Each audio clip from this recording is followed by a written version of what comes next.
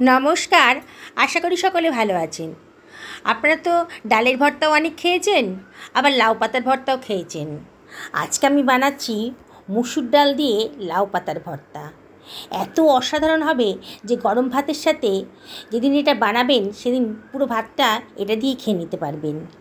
সত্যি অসাধারণ। আর বাড়িতে থাকা সামান্য কটা উপকরণ দিয়েও কিন্তু এত অসাধারণ স্বাদের একটা রেসিপি তৈরি হয়ে যাবে।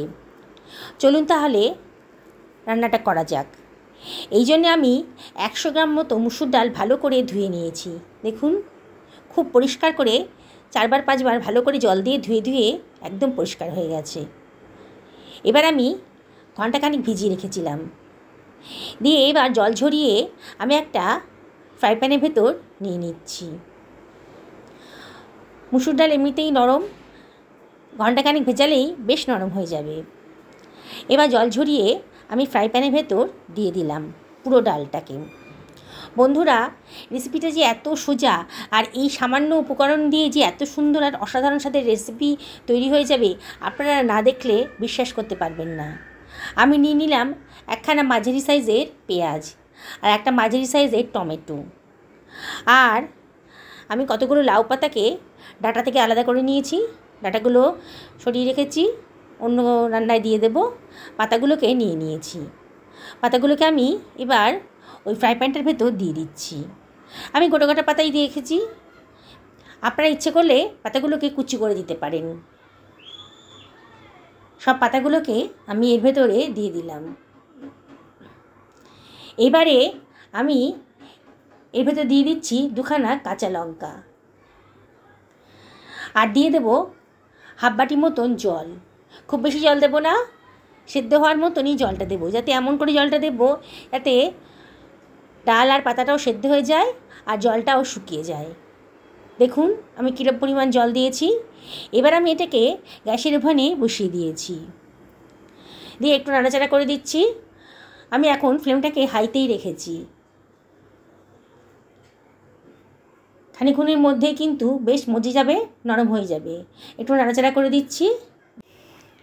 এই মিনিট খানেক নাড়াচাড়া করে দেওয়ার পরেই আমি এটাকে ঢাকা দিয়ে দিচ্ছি 3 থেকে 4 মিনিটের জন্যে। হাই ফ্লেমেই দিয়েছি। মিনিট 4 হয়ে গেছে, বেশ ফুটে উঠেছে, দেখুন দেখা যাচ্ছে। এবার আমি ঢাকাটা তুলে দিয়েছি। এবার সব কিছু আবারও ভালো করে একটু নাড়াচাড়া করে দিচ্ছি।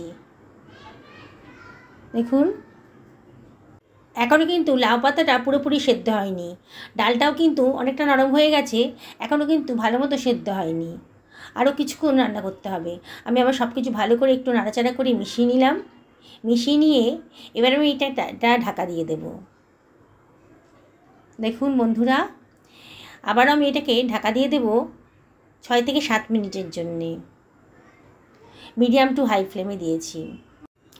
7 মিনিট বাদে দেখুন জল কিন্তু একেবারে শুকিয়ে গেছে, আর ডালটাও 80% সেদ্ধ হয়ে গেছে, পাতাগুলোও সেদ্ধ হয়ে গেছে।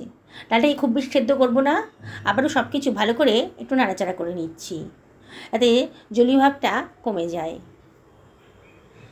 যদি একটু জল থাকতো তাহলে কিন্তু হাই ফ্লেমে একটু নাড়াচাড়া করে জলটাকে একেবারে শুকিয়ে নিতে হতো। আমার কিন্তু জলটা শুকিয়েই গেছে। এবার একটা কড়াই গরম করে নিয়েছি, এর মধ্যে দিয়ে দিলাম 1 টেবিল চামচ মতো সর্ষের তেল। আপনারা এটা সর্ষের তেলেই রান্না করবেন, তাহলে কিন্তু ভর্তার স্বাদটা খুব সুন্দর আসবে। এবারে এর ভেতর দিয়ে দিচ্ছি কতগুলো শুকনো লঙ্কা। শুকনো লঙ্কা বোটা শুদ্ধই দিয়েছি, বোটা সহ ভাজলে পরে লঙ্কাগুলো খুব মুচমুচে হবে। আপনারা তাও লঙ্কার পরিমাণটা নিজেরা বুঝে দেবেন, যে যেমন লঙ্কা পছন্দ করেন সেই অনুযায়ী দেবেন। তবে ভর্তাটা একটু ঝালঝাল খেতেই ভালো লাগে।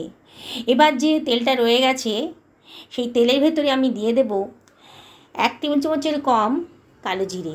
ফ্লেমটাকে কিন্তু একেবারে লো করে দিয়েছি। কালো জিরেটা কিন্তু বেশি ভাজা হয়ে গেলে তেতো হয়ে যাবে, তখন খেতে ভালো লাগবে না। এবারে আমি দিয়ে দিচ্ছি এর ভেতরে ডাল আর লাউ পাতার সেদ্ধটা। পুরোটা আমি কড়াইয়ের মধ্যে ঢেলে দিলাম। দিয়ে এবার একটু নাড়াচাড়া করে নিতে হবে। ফ্লেমটা হাইতেই রেখেছি, আর অনবরত কিন্তু নাড়তে হবে। বন্ধুরা, এটা খেতে এত সুস্বাদু হয়, আপনারা না খেলে কিন্তু বিশ্বাস করতে পারবেন না। তাই আপনাদেরকে রিকোয়েস্ট করব একদিন অন্তত এই রেসিপিটা বানান। আমি যেমন করে বানিয়েছি তেমন করে বানিয়ে দেখুন, আর খেয়ে কমেন্ট করে জানাবেন কেমন লাগলো আপনাদের। আমার 2 মিনিট 2-এর মধ্যেই কিন্তু একেবারে মশলাটা শুকিয়ে গেছে। এবার আমি ফ্লেমটা অফ করে দিয়ে একটা থালার মধ্যে মিশ্রণটাকে নিয়ে নিলাম। খুব গরম আছে এখন। ডাল আর লাউ পাতার সেদ্ধটা আমি থালার মধ্যে ছড়িয়ে দিচ্ছি। এবারে একটু ঠান্ডা করতে হবে।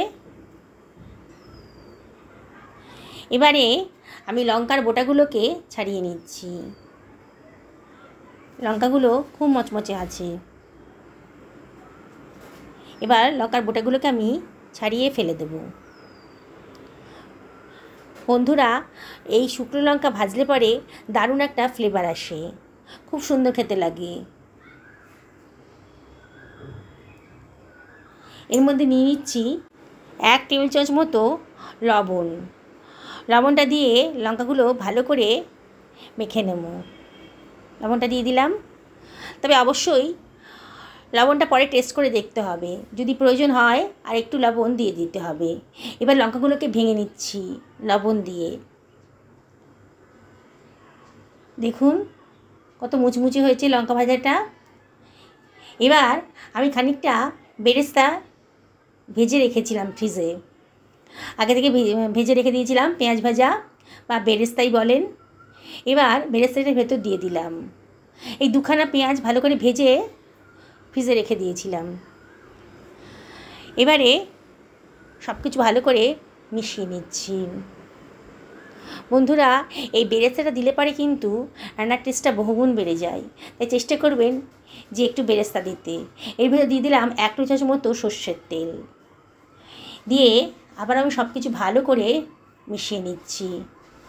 খুবই অসাধারণ খেতে লাগবে। বন্ধুরা, যারা আজকে আমার চ্যানেলে প্রথম, তারা যদি ইউটিউব থেকে দেখেন তাহলে আমি আপনাদেরকে রিকোয়েস্ট করব আমার চ্যানেলটা সাবস্ক্রাইব করবেন।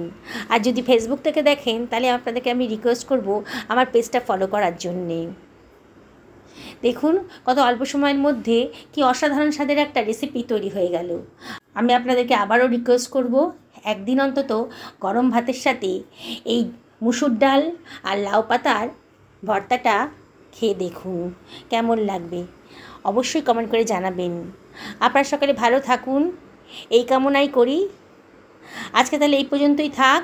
আবার হাজির হব অন্য কোনো দিন অন্য কোনো রেসিপি নিয়ে। সকলে ভালো থাকুন।